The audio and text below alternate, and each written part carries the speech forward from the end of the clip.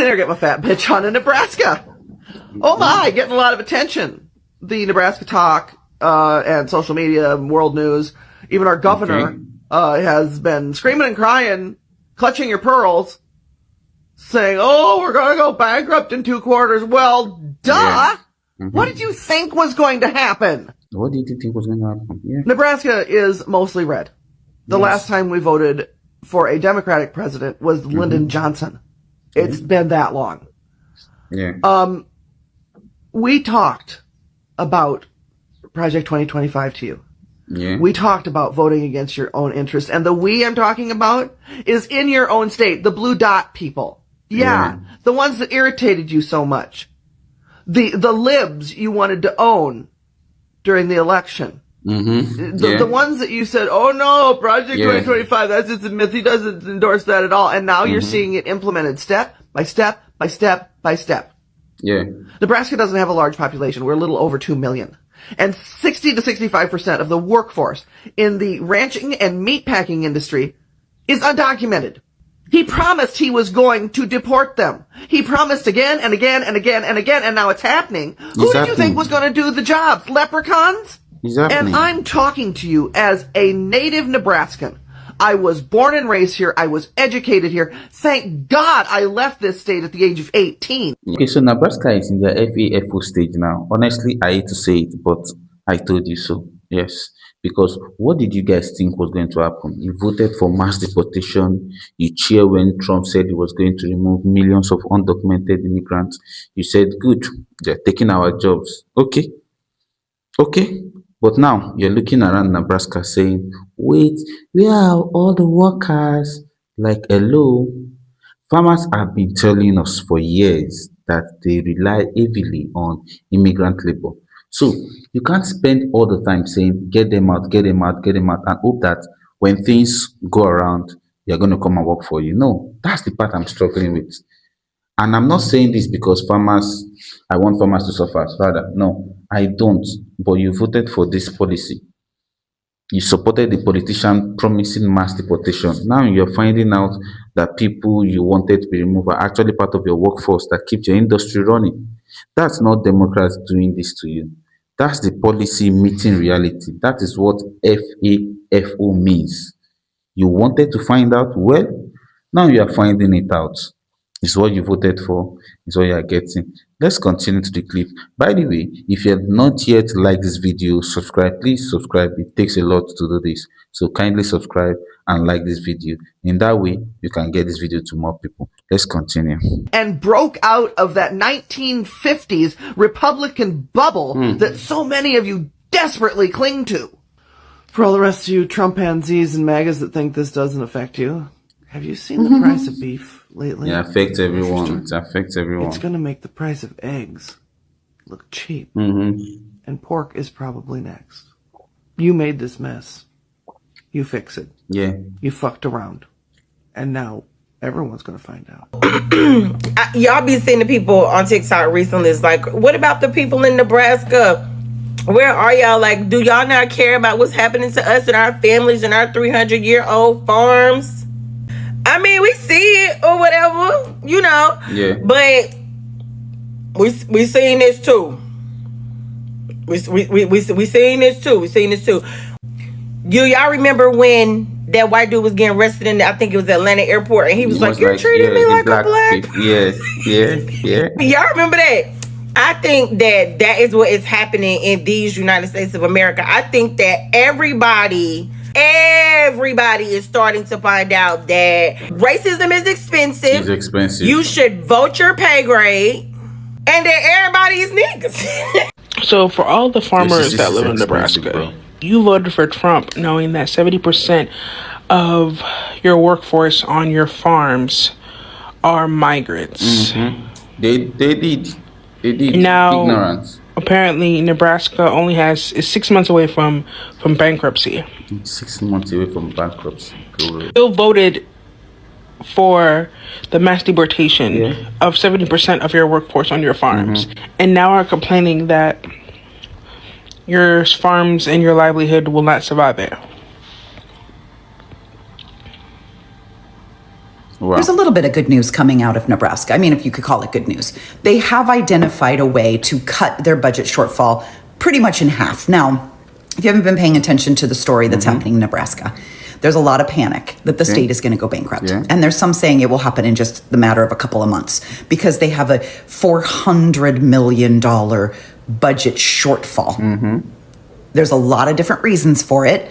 Let me tell you what they are. But a lot of it very much is self-inflicted wounds. And now they're kind of dancing around going, oh my God, what did we do? Nebraska is experiencing right now at a state level what we're all about to face at a federal level. So I think it's important to pay attention there because this is what happens when you give giveaways and subsidies and tax breaks to the wealthy and you do all of these things that in the moment feel right because they get you votes and they get you popularity and they get you all this shit. And then when you have to pay the bills, you realized you fucked yourself. And that's exactly what Nebraska has done. I think the number one reason that Nebraskans should be concerned is that they've lost their immigrant labor. Nebraska was one of those states that had there's a lot of farming, a lot of agriculture type businesses, and they use a lot of immigrant labor. Whether they're documented or not does not matter.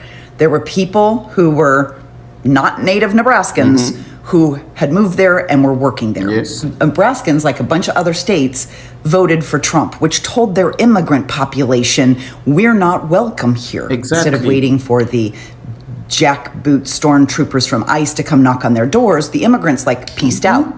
We're going to go someplace where people will use our labor and will like us and will treat us with a little bit of dignity. So they probably hustled their asses to Colorado or California or someplace else where they could get work and they could be safer. So rumor has it that this was 60% of their labor force. And when you lose that much of your labor force, you've got no one to pick your wheat, you got no one to slaughter your cows, you're in big fucking trouble. So that's the start of it. They're not making as much revenue. They're not supplying as much food into the food chain, which, by the way, screws all of us. Our food supply is going to be fucked if this happens. So let's just say that. But they also did a lot of other things, right? They put in corporate tax breaks and they did all this other stuff. Now suddenly they don't have a pot to piss in. Their budget committee has gone back to work and they're trying to find places where they can find this money. And they've identified 165 million more in revenue that they can bring in.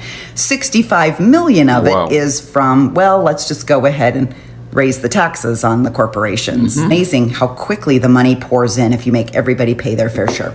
But I digress. Anyway, they've also done some other things, cut some extra funding. They cut a major portion of funding to the University of Nebraska Medical Center, which is quite frightening for the people who work there and a lot of the research they're doing. Probably have to make a total separate video about that because university hospitals all across the nation are getting crushed right now because they're losing a lot of their funding. But one thing they've also decided to do was to take the cash out of their slush fund. Every state kind of has this emergency fund. And I get that they think, okay, this is an emergency. We got to use the slush fund. So they're putting their slush fund toward their budget deficit. I understand that. But what's happening is, in case you don't know, Nebraska is one of those, let's use the word socialist states, meaning they are one of those red states that gets more from the federal government than they put in. They get a ton of subsidies for their farmers. They get a ton of stuff. And sadly, there's a lot of people in Nebraska who are poor or even poverty level citizens. And they need government funding. They need things like Medicaid and SNAP benefits and those types of things. Well, when you've got the Doge dickheads going, nope, cut it all off. We don't give a fuck who starves. We don't care about poor people. We don't care about children. Cut it all off. What's happening is the federal government will start giving less to Nebraska. And Nebraska's going to be expected to pull herself up by her bootstraps. Not if they've raided their slush fund. If they don't have any money left in their slush fund, they can't help their hungry and poor citizens. So again, it's all self-inflicted wounds because this is how they voted and they supported an administration that was going to slash. They supported an administration that said, no more brown people. They did this to themselves, and it's very hard to feel sorry for them, right? There's a lot of people on here that are like, bye-bye. But it's a major hit to our food supply. I took some notes. Let me just tell you. They are the third largest producer of corn. They're a big producer of soybeans. They are top 15 producer of wheat. And I don't know if you knew this, but Nebraska, number one in popcorn. They're the number one producer of popcorn.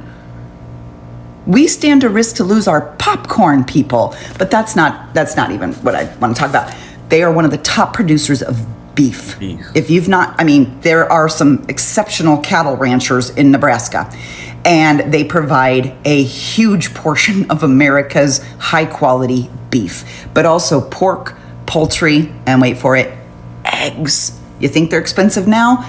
You shut down the state of Nebraska, that's a big hit to the egg industry. Wow. Now, the what would be the cherry on the top of the fuck around and find out Sunday is that 43 days before the last election, Nebraska's state house made a Hail Mary to try to change their electoral college process. If you're not familiar, Nebraska has 5 electoral votes, but it's not a winner take all.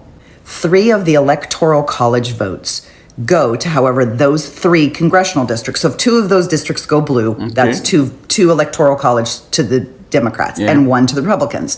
And then the other 2 are given to the person who the party that wins the overall state. So if the Republicans win the total state, they would get that. So last year, the way it stood to be was that Donald Trump would probably get 4 electoral votes, Kamala Harris would get 1. 4 out of 5 isn't quite enough when you're a Trump-loving, conservative, middle America white man who happens to be in the Nebraska State House. They didn't even want the black lady to get even 1 vote. Oh, no. They tried to change 43 days before the election. They tried to change their electoral college process to a winner take all. And luckily it didn't pass. There was somebody in the state house that said, this is dumb, we're not doing it. So it was dead in the water. But my point being is that this state is led and probably is populated by people who were die-hard, rabid Trump supporters. People who will throw a Hail Mary at the last fucking minute because they wanted him to have an even bigger win. And now they're crying on TikTok because they might go bankrupt. If you're a blue dot in Nebraska, hang in there, maybe pack your bags, maybe go to Colorado. I'm so sorry this is happening to you, and I'm so sad it's going to fuck our food supply for a very long time. But you fuck around and you find out. Nebraska girl here. I did not vote for Trump. There was no way I was going to. I voted blue. I passed out signs for the blue dot. I donated and I did what I had to do. And now the farmers are going bankrupt. Nebraska's going bankrupt. Way to go. You fucked around and you found out. And I hear them complaining about labor shortage, and I'm like, wait a minute. Didn't you vote for mass deportation? Didn't you? This is part of what makes me laugh, guy. Because during the election, it was always, they're taking our job. America needs those jobs. Send them back home. Okay? Fine. They've done what you said. They send them back. But now, who is picking the crops? Because farming doesn't stop because immigration enforcement got stricter. You know that. So those tomatoes don't care about political party. The cattle doesn't care you vote for. Oh, the crops aren't going to say, oh, MAGA, you are finding you. No. All those things aren't going to happen. The crops need people. And if American workers aren't lining up to do this job, then you've got a problem. And that's what I want these farmers to really explain. Did nobody think about this was going to happen after the deportation? You can't just remove a huge part of the industry workforce and assume everything has magically will continue to remain the same. That's not an economy work. No. And now we are watching some of these people complain of the same consequence they voted for. And that's the irony. That's just the irony. I've been seeing a lot of stuff on Nebraska, like people being like, oh, man, have you heard what's going on in Nebraska right now? We're going to run out of money. We're not going to have this. We're not going to have that. We don't care. We don't fucking care. Because Nebraska let their racism get in the way of their votes. Yeah. And that's why they voted for Trump. Oh, you guys are going to deport all the Mexicans? I vote for Trump. And they forgot who the fuck was supposed to work on their shit. Americans. You think a white man's gonna come plot your farm and stuff? Absolutely not. You think a black man? Absolutely not. We ain't stepping near a motherfucking field. So who else did you think was gonna do it? You see what racism got you? Because why else did you vote for Trump? Did you honestly think he was gonna help y'all? You're not rich enough for him. Trump is only out here to help the rich, not y'all. Yeah. May you guys in Nebraska have the day you deserve. They don't know. They don't know that. I'm gonna need Nebraska to check in. How y'all doing? I checked the news, and what I am reading is that the Nebraska ranchers are having a difficult time at the moment. The mass deportation is putting you guys significantly at risk of losing your family businesses. And according to the statistical data, it shows that you overwhelmingly voted to support Trump in your state. They did. I just want to know how y'all doing. I mean, if y'all are really interested in seeing the impacts of fuck around and find out, go do some digging in Nebraska TikTok. It's eye-opening that we assume that MAGA didn't understand their impact based on their vote. This state is on the brink of bankruptcy.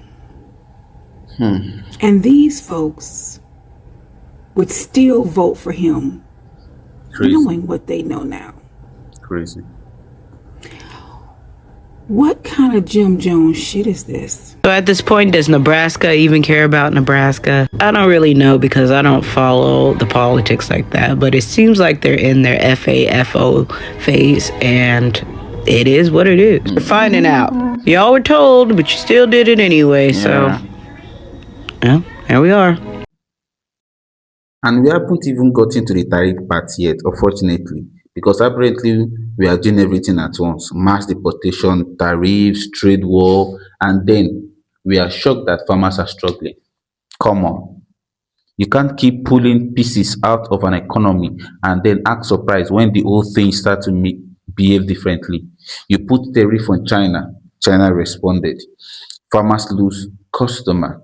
You make agricultural labor harder to find. Then farmers lose workers. Input cost goes up.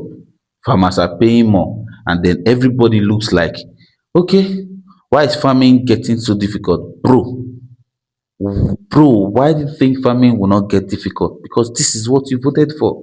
You voted for this. I hate to say this, but you truly voted for this. And before anybody say, well, Democrats caused the problem too, I'm not even going to argue that with you. I'm not saying you are going to vote for a massive change in immigration trade or whatever. No, you don't get to celebrate the policy when it sounds good and blame every other person when things get complicated. That's my issue. And that's what you guys do all the time. Things are going bad, you leave the focus and you complain and say it's another person that is doing it. Hey, Nebraska, I hear that you get to be Trump's next bankruptcy. Good for you. Way to go. See, your racism and your transphobia and your hatred of women was just bigger than your sense of self-preservation. Yes, it was. And now you're going to lose your granddaddy's farm. See, just like during the pandemic, when there were all of these subsidies and bailouts for farmers, but they went to the mega corporate farms instead of folks like you, you didn't learn your lesson.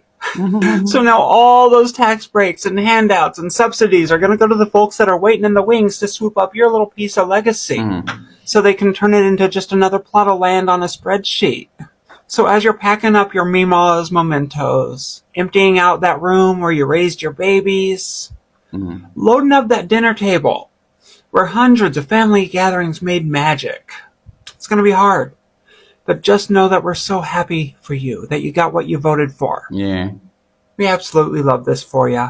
And this is where I actually want farmers to ask themselves a very serious questions. You were told this was going to be American first, right? Okay. What does American first mean when American farmers can't find enough workers? What does American first mean when foreign customers disappear? What does American first mean when fertilizer get more expensive? Or what does American first mean when farmers need government bailout to survive? Because I keep hearing American first, MAGA. I keep hearing that. But apparently, somebody has forgot to explain that agriculture is connected to the rest of the world. You can't just shut the door and pretend agriculture doesn't depend on international workers, international marketers, international suppliers, international customers. Agriculture does depend on these things. It's just depend, and this is not some liberal conspiracy. That is farming. So if you are a farmer sitting right here and you're saying this policy are hurting me, I'm not going to laugh at you. I'm not going to do that to you. Okay. Now look at who you voted for. Look at what they promised. Look at what they actually did and decide whether you still think it's worth it, because changing your mind isn't weakness. That's the whole point of voting. And frankly speaking, I'm not going to be sad or angry at the same time if people of Florida comes out and say this is not what they voted for, because the election just passed, right? Well, in today's episode of F Around and Find Out MAGA edition, cattle ranchers in the state of Nebraska who voted overwhelmingly for Donald Trump fear the impact on their businesses when Donald Trump implements his mass deportation program that he campaigned on for almost 2 years. Wow. That they voted for. And now they're realizing that if he actually implements it, they'll go bankrupt. He told you for almost 2 years that he was going to deport 20 million Hispanic, Latino, undocumented immigrants living and working in the United States. You voted for that. And as cattle ranchers in the state of Nebraska, your business and your profitability depends and relies on undocumented immigrant workers who are now going to be deported by the guy that you voted for who said he was going to do that. How dumb are you people?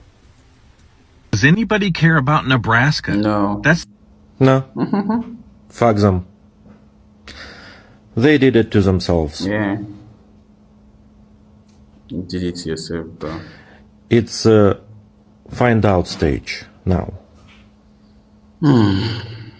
It's too bad. And let them pull themselves by their bootstraps. Finding out. And the only thing that we could do is thoughts and prayers. Oh my God. Thoughts and prayers. You know? Thoughts and prayers. Honestly, that's my whole point with this Nebraska FEFO conversation, because I'm not celebrating farmers losing money. No. I'm not celebrating people losing their job. I'm also not celebrating family that are struggling. I actually want this community to succeed. But I'm getting to the point where all of these things are contradicting themselves, because you voted for a mass deportation. Don't forget. You wanted this undocumented workers gone. You supported tariff. You wanted to punish China. You were told you're going to make America stronger. And now you're sitting here complaining about workers, market, and cost. What do you think was going to happen before? You don't have to agree with Democrats. You don't have to suddenly become a liberal. You should be at least be bold enough, say, maybe I didn't understand what I was voting for. That's okay. People are allowed to change their mind. But if you keep blaming Democrats for every consequence or policy you voted for, you're not learning anything. And that's where the real FAFO comes in. Not just Nebraska and family suffering. That's people realizing that, oh, the policy I was cheering for is now actually affecting me. Okay, now welcome to the consequences. And I hope this changes your mindset. If you have not liked this video, kindly like this video and then drop a comment. By the way, see this other video. It's very wonderful.